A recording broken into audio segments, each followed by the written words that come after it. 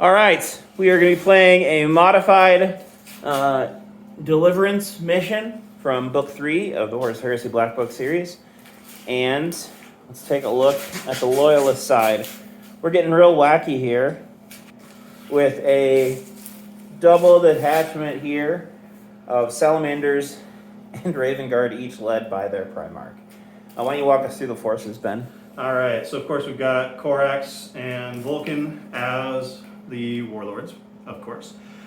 For the Raven Guard there, we have a Moritant with Plasma Pistol and Volkite Serpenta.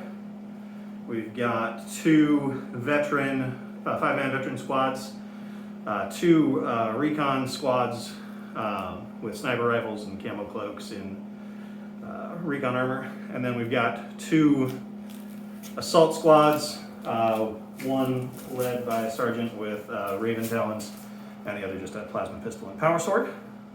And then over here with the Salamanders, we've got a 5-man Pyroclast squad, we've got a 5-man Fire Drake squad, we've got a 10-man squad of veterans with sergeant with Power Fist, and then we've got 7 Terminators with the Terminators and Fire Drakes both rocking the Thunderhammers and Dragon Scale Storm Shields. So cool. Some hard units. All right. And here what comes to oppose them. 3,000 points of Iron Warriors, led by Perturabo. We have Perturabo as the Lord of War with Ferris's hammer. He's going to wave it in some other Istvan Primarch's faces to show him what's up. He is accompanied, his HQ is a Warmonger Centurion who will be teleporting in with these two Domitar Iron Duty Hammer overpriced guys. We have 3 squads of veterans. Each of them have 2 plasma guns each. They've all taken the Weapon Master veterans rule. And 2 of the squads will be in Rhinos with multi-meltas, and the last will be in this Terox Assault Drill. The units are being rounded out with a squad of 6 Hive Tyrant Siege Terminators, and a squad of 7 Iron Havocs with a mix of missile launchers and last cannons, and then finally a squad of Destroyers, just for giggles, with 1 Toxiferan Flamer, a sergeant with Artificer Armor, and Power Fist. Power Fist here as well. It's going to get bloody real quick. Okay, so this is the board after the end of Iron Warriors turn 1. This is we're waiting in Deep Strike hubbub right here. Iron Warriors deployed relatively aggressively, I suppose, moved up with their Rhinos and Deep Struck, I suppose, with the Termite, coming out and taking some pot shots, cutting down most of one veteran squad, wiping another, the mortars taking out about 8 total Assault Marines, and then picking off a few Terminators as well. Perturabo, the Destroyers, and the Warmonger all failed to take advantage of Perturabo's special rule to Deep Strike starting on turn 1, so that was fun. But not a bad start. Just a reminder for this game, in between these 4, we're on it on the Rhino. The Loyalists need to get within this section, and as soon as they do so, as soon as they are within it, they can roll to see if the extraction process begins. They need to have as many units as possible within that area when the game ends, and I need to kill as many as possible before that. Okay, let's see what happens with Loyalists turn 1. End of turn 1, the Termite is gone, but somehow the veteran squad holds on. They won't be there for long, but there they are for now. The veteran squad champion, the sergeant, won a challenge against the Raven Guard sergeant, knocking him to the ground and tying up the squad. Corax jumped over to engage in combat as well. This squad is unengaged and probably will now be shot at. The Moritat hides in the back. Ben's 2-men veteran squad, which regrouped, standing at the edge board looking for direction. the rest of his Salamanders regiment moving steadily up the field as the Iron Warriors try to figure out what to go with next. Hopefully some deep strikes, hopefully. Otherwise, there's just a wall of stuff coming, and the Iron Warriors will have no chance to prevent the Loyalists from escaping. All right, end of movement. At the top of turn 2, the Iron Warriors. Everything deep struck this turn. And somehow, even with some really bad calls by yours truly, nothing mishapped off the board. So the veteran squad has moved up. The Rhino is flanking. We're holding position on this side. We're going to take some pop shots at the advancing Salamanders over here. Deathbots plus Warmonger have teleported sort of in this in-between space between everything. Perturabo comes for his brother. And then these lads, who are just plain crazy, parked right behind this little one-wound Moritat. Poor bastard. So we'll see what happens in this turn. Okay, bottom of round 2. So much iron shooting. A lot of funny things happened.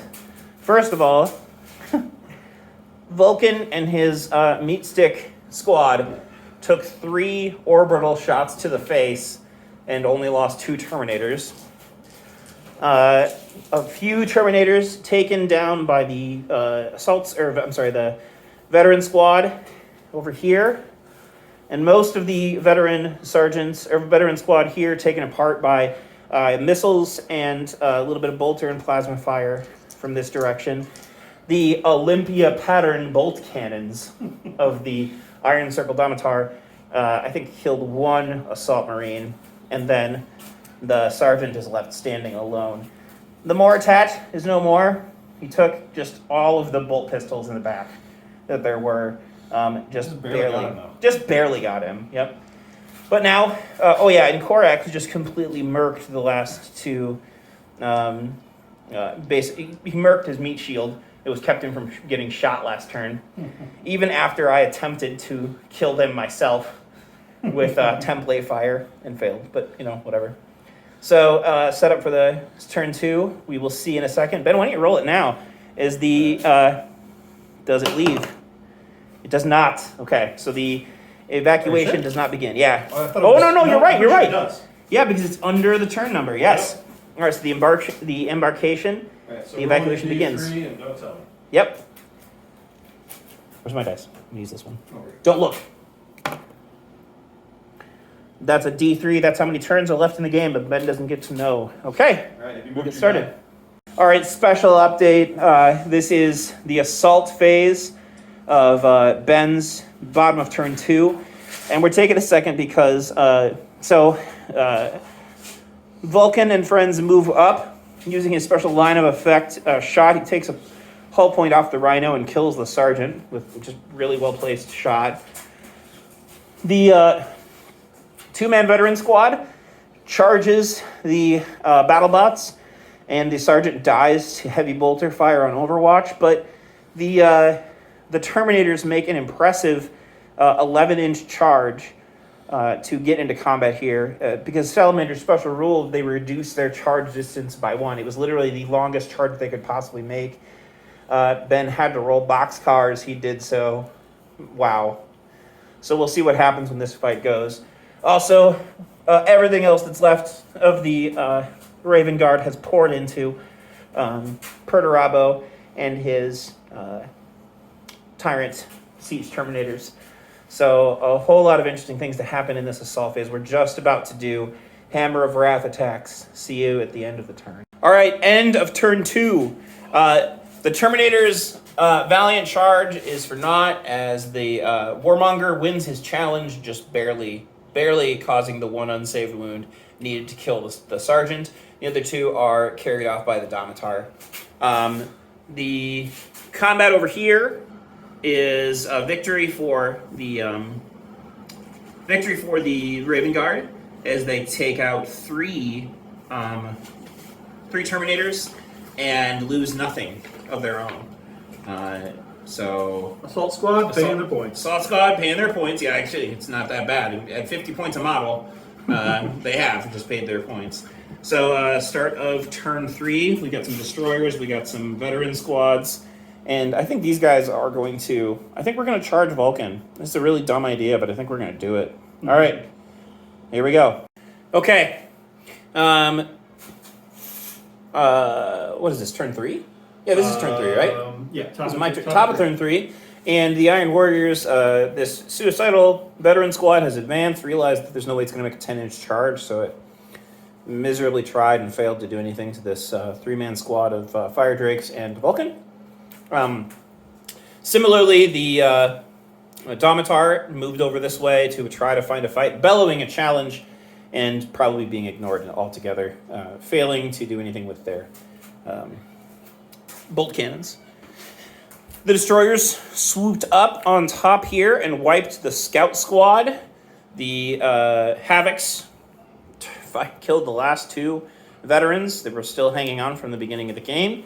And the other veteran squad jumped in and helped wipe out what was left of the 1 assault squad. Corax remains, along with this 1 assault sergeant who has absolutely refused to die to power fist attacks for 4 assault rounds in a row. Yeah.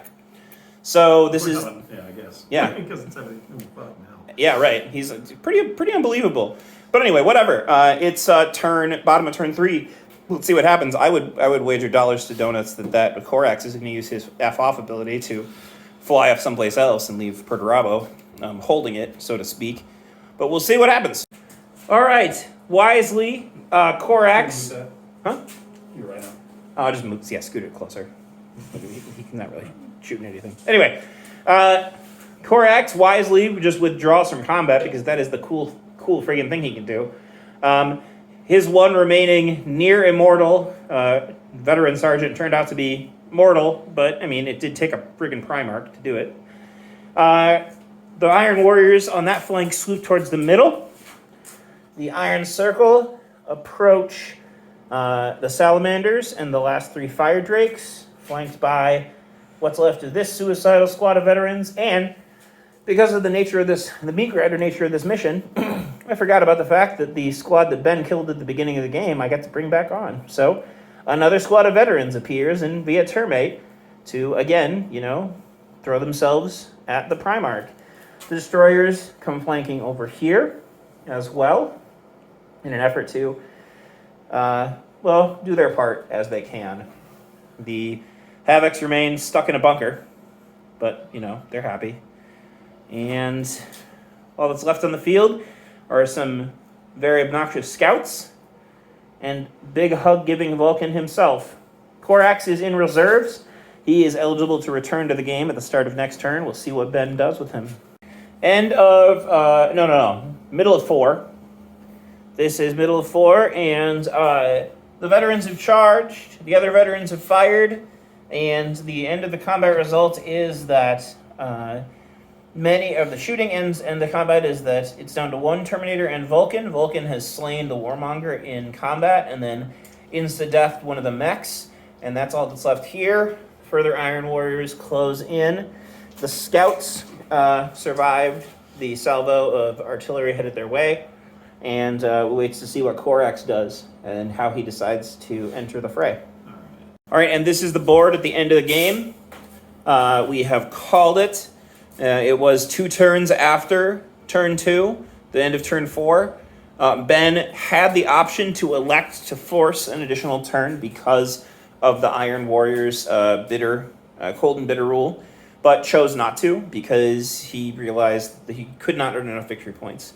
So at the end, Vulcan and the 1 Terminator survives and escapes through the extraction zone, leaving behind the untouched scouts. Corax remains in the ether, in the air, and will live to fight another day. The Iron Warriors win 14-7 on victory points.